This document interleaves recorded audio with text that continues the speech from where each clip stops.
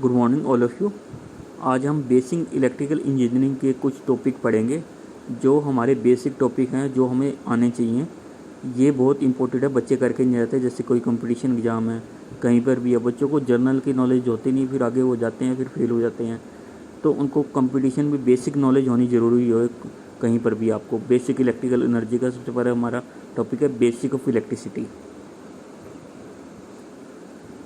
किसी भी एटम में न्यूक्लियस रहता है, प्रोटॉन या न्यूट्रॉन एग्जिस्ट करते हैं, बाहर कक्षा में इलेक्ट्रॉन मूवमेंट करते हैं। जैसे ये देखो इलेक्ट्रॉन मूव कर रहे हैं।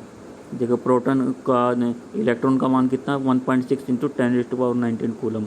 अब न्यूक्लियस लिया हुआ देखो, इसमें पॉजिटिव में आता है 1.6 इंटू 10⁻19 कूलम। इसका द्रव्यमान होगा प्रोटॉन का, ये दिखाया हुआ 1.67 इंटू 10⁻⁻27 किलोग्राम। अब न्यूटन में कोई चार्ज नहीं होता, नो चार्ज। आगे रिलेशन दोनों के बीच में रिलेशन निकाल लेंगे, ME=MP/1840। बहुत इंपॉर्टेंट है। चार्ज की यूनिट क्या होती है? कूलम। अब चार्ज क्या होता है? यह एक फिनोमेना है जो प्रत्येक वस्तु अट्रैक्शन या रिपल्शन बल का अनुभव करती है, उसे चार्ज कहते हैं। ठीक है, अब इसका एक एग्जांपल जैसे बताता हूँ। आपने कभी भी आप क्या करना, बैलून ले लेना, उसको अपने बालों पे रगड़ना। जब आप उसको रगड़ोगे, आप कोई कागज़ ले लेना, कोई भी चीज़ लेना, जब आप उसको बैलून को रगड़ोगे, रगड़ने के बाद थोड़ी देर साथ के साथ ही देखना, आप रगड़ने के बाद उस कागज़ पे करना, देखना कुछ ना कुछ रिफ्लेक्शन होगा, उसको ही चार्ज बोलते हैं। ठीक है, ये भी एक कोई किसी भी पल का अनुभव करती है, उसको चार्ज बोलते हैं। ठीक है, अगले हमारा टॉपिक है करंट। करंट क्या होता है? इसकी यूनिट होती है ampere. It is the flow of current through a connector. Connector क्या है? जिसके अंदर करंट फ्लो हो जाता है, उसको बोलते हैं। I=Q/T। Q होता है चार्ज, T होता है टाइम। इसकी एम्पियर कूलम/सेकेंड। Q की यूनिट होती है कूलम, T की होती है सेकेंड। पोटेंशियल क्या होता है? It is the work done to bring से unit positive charge from infinite to any point. V=W/Q। W की यूनिट होती है जूल और Q की होती है coulomb. Voltage drop. Voltage drop क्या होता है? जैसे देखो दिखाया हुआ हमारा, ये जैसे हमारा कोई रेजिस्टेंस है, ये हमारा करंट ले लिया, ये रेजिस्टेंस है, इसके अंदर कितना वोल्टेज ड्रॉप होगा? V=IR। ठीक है, ये दिखाया हुआ है। अब इसी तरह सेकंड का लेना कैपेसिटर का, उसी तरह वैसे लिख सकते, ऐसे कैपेसिटर बना लो, C, इसके अंदर I दिखा दो। इसी तरह देखो ये फार्मूला ये ऐसे आ जाएगा। इंडक्टेंस का ऐसे आ जाएगा 2πfL। ठीक है, इस ऐसे ही वोल्टेज ड्रॉप तो आप निकाल सकते हो। आगे EMF। EMF होता है इलेक्ट्रोमोटिव फोर्स। इसकी यूनिट होती है volt. It is a energy which it gives A each coulomb of charge. इसको EMF बोलते हैं, इसकी यूनिट होती है वोल्ट। Potential difference.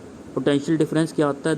कोई भी दो पॉइंट के बीच में, जैसे कोई हमारा कोई स्विच ले लेता है, दोनों के पॉइंट के बीच चार्ज को डिफरेंस को बोलते हैं। देखो इसमें क्या किया हुआ है, A और 2 B पॉइंट लिए हुए हैं, फिर इन दोनों के पॉइंट के बीच को VA भी ले लिए थे, फिर इन दोनों के पॉइंट के बीच में लिख दिया था VA-V।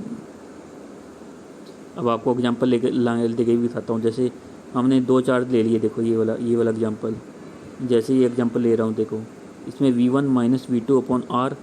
जैसे अब ये वाला लो, देखो अब माइनस है, यहाँ पर -V2 है, तो क्या होगा? V1 + V2/R। और थर्ड केस में क्या होगा? देखो इसमें दोनों में V1 वो लिए हुए हैं, देखो इसमें हो जाएगा -V2 - V1 R1 + R2। साथ में इसकी यूनिट आ जाएगी, एम्पियर होती है ना साथ में। ठीक है, ऐसे हमारा निकाल सकते हैं कोई भी पोटेंशियल डिफरेंस। अब रेजिस्टेंस क्या होता है? रेजिस्टेंस की यूनिट होती है ohm. When offer opposition to the flow of current in DC is called resistance. उसको रेजिस्टेंस बोलते हैं जो करंट के फ्लो को अपोज करता है इन DC के अंदर। R=ρL/A। रो होता है स्पेसिफिक रेजिस्टेंस। इसकी specific resistance in unit depend किस पे करता है? करेगा टाइप ऑफ मटेरियल पे, टेम्परेचर पे। एल क्या है हमारा, length of wire, A cross section area. हमेशा आप ध्यान रखना, एक लेंथ पे मटेरियल पे डिपेंड करता है, टेम्परेचर पे। ये ऐसे नहीं कभी आप सोच लो भी आर इज इक्वल टू जैसे दिया हुआ है रो एल बाई ए, कभी आपके दिमाग में लेंथ पे डिपेंड कर रहा है, एरिया इस पे डिपेंड कर रहा है, कभी आप क्वेश्चन पेपर में ये टिक करके आ जाओ। तो हमेशा याद रखना है टाइप ऑफ मटेरियल और टेम्परेचर पे डिपेंड करता है। ठीक है, आपका ये है। ठीक है, आज आपको ये बेसिक करवाया, आपके लिए बेनिफिशियल है। आप पहले तो आपको बेसिक की नॉलेज होनी चाहिए। ठीक है, थैंक यू वेरी मच। कृपया मेरे चैनल को लाइक और सब्सक्राइब जरूर करते हैं।